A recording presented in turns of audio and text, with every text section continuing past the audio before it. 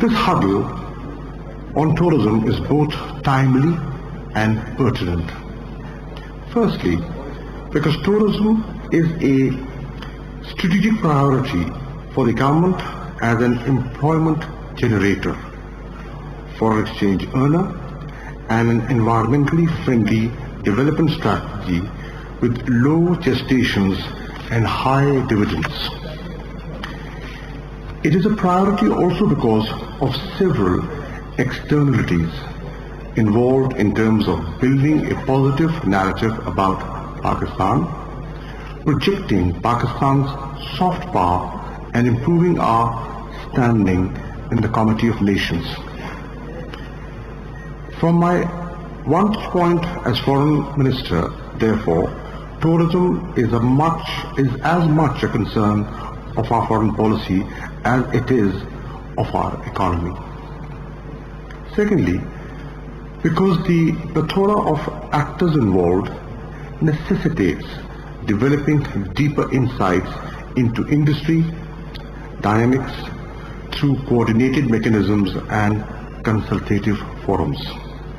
And finally, because only through broadest possible deliberations with the spectrum of interests and institutions assuming ownership can we hope to drive forward successful, workable and focused strategies to augment Pakistan's tourism profile. We certainly वज़ीर ख़ारजा शाह महमूद कुरैशी इस्लामाबाद में tourism conference से खिताब कर रहे हैं। उनका कहना है कि सियाहत के फरोग से मईशत को इस्तेहकाम मिलेगा और ज़रिए मुबादला भी आएगा। पाकिस्तान में सियाहत को फरोग देने के लिए इक़दाम किए जा रहे हैं। Tourism in Pakistan has increased 300% over the past few years, from 500,000 in 2013 to 1.7 million in 2017. According to World Travel and Tourism Council last year, revenue from tourism contributed around 19.4 billion to Pakistan's economy and made up 6.9% of gross domestic product. It expects that it will rise to 36.1 billion within a decade. These are conservative estimates. International tourism moguls are taking note, dubbing Pakistan as one of the most attractive destinations, calling it the next big thing in international tourism. The expansion, however, has materialized so far mostly in the domestic segment, and the security variable has remained a key determinant. Ladies and gentlemen, the 8 months that we have been in office, this government has perhaps done more to promote tourism than any predecessor. There are 4 areas where we have seen tangible outcomes.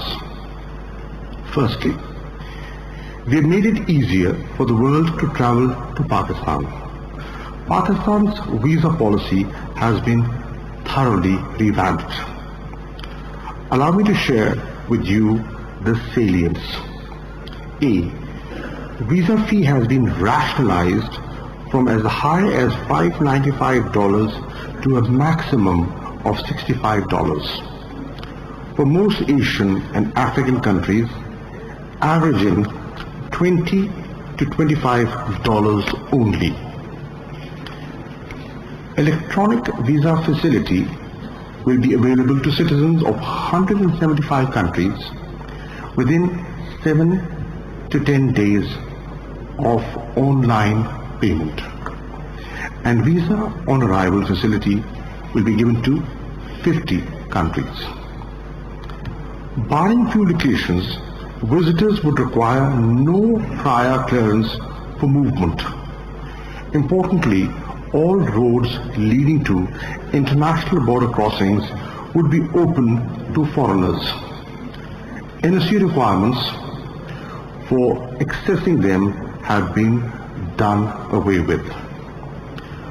For overseas Pakistanis, missions abroad will be issuing up to 5-year multiple entry visas. May I also add that the Federal Cabinet has recently approved a new aviation policy aimed at promoting tourism, particularly to our northern areas. Secondly, negative travel advisories by major countries have been an impediment, raising insurance costs and discouraging everything except essential travel. The Foreign Office is making concerted efforts to have the advisories removed or softened. Portugal has removed it. Other countries including Canada and France have softened it.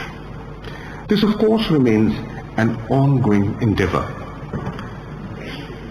The more successful events we are able to pull off, the better the security perception, the stronger our case.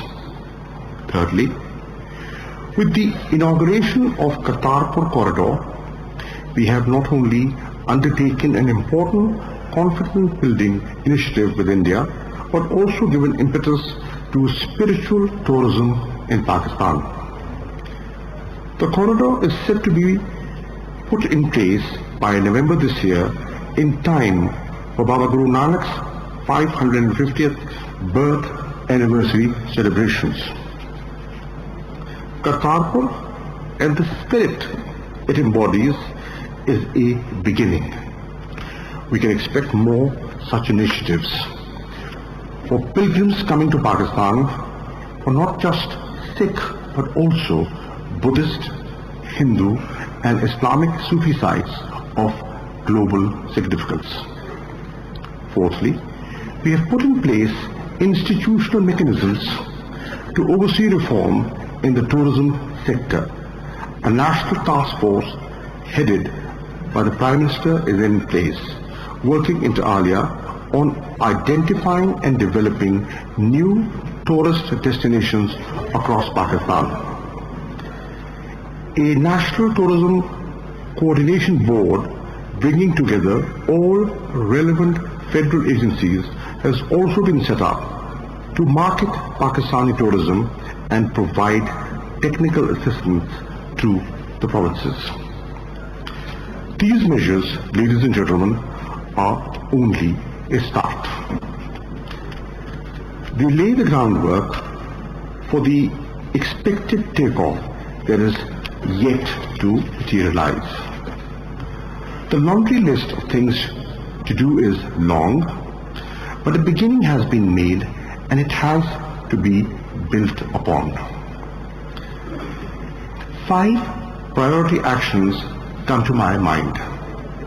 A.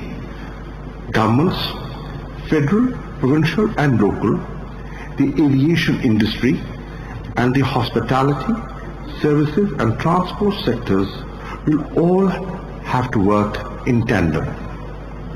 B. We will have to build upon Pakistan's many comparative advantages, which include the vast diversity of exotic landscapes, climes and cultures, our central location, our favorable exchange rate and cost effectiveness, and our vast human resource. C. We will have to address weaknesses. Continual efforts need to be made to combat the negative stereotyping, improve coordination and build capacities. In particular, we will have to work on improving our marketing frameworks and skills and automating systems and procedures to provide for a seamless experience for the traveler. We will have to learn from experiences of Malaysia, Turkey and the UAE that have emerged as important tourist hubs. And we will have to specialize, building rich building niche sectors in adventure, environment and ecotourism, sports and culture, health and education, spirituality and leisure, centered around specific events and locations.